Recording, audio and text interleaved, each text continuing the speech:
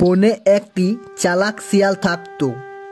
অনেকদিন ধরে মুরগি খাইনি, এখন আর বনের মধ্যে মুরগি পাওয়া যাচ্ছে না, কিন্তু আমার মুরগি খেতে তো খুব ইচ্ছে করছে।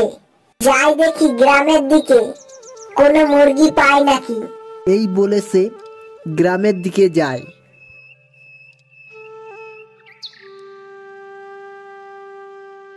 গিয়ে সে গ্রামের ভিতরে মুরগি খুঁজে বেড়াচ্ছে। বেড়াতে বেড়াতে সে একটি মুরগির খামার দেখতে পেল আর দেখে যে ওখানে অনেক মুরগি। তখন সে ওখান থেকে একটি মুরগি ধরে নিয়ে চলে আসে। আর সকালে কৃষক দেখে তার মুরগি চুরি হয়ে গেছে, তাই সে বুদ্ধি করে সেখানে একটি জাল ফেলে রাখে আর বলে, কে আমার মুরগি চুরি করেছিস, আয় আর একবার, তারপর মজা দেখাচ্ছি। এই বলে সে পাশে লুকিয়ে থাকে।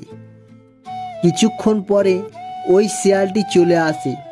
এসে যেই মুরগি ধরতে যায় অমনি ওই পাতা জালে শিয়ালটি আটকে যায়। তখন কৃষক একটি লাঠি নিয়ে চলে আসে তাকে মারার জন্য। এসে তাকে খুব মারে আর তাকে সেখানে বন্দি করে রেখে দেয়।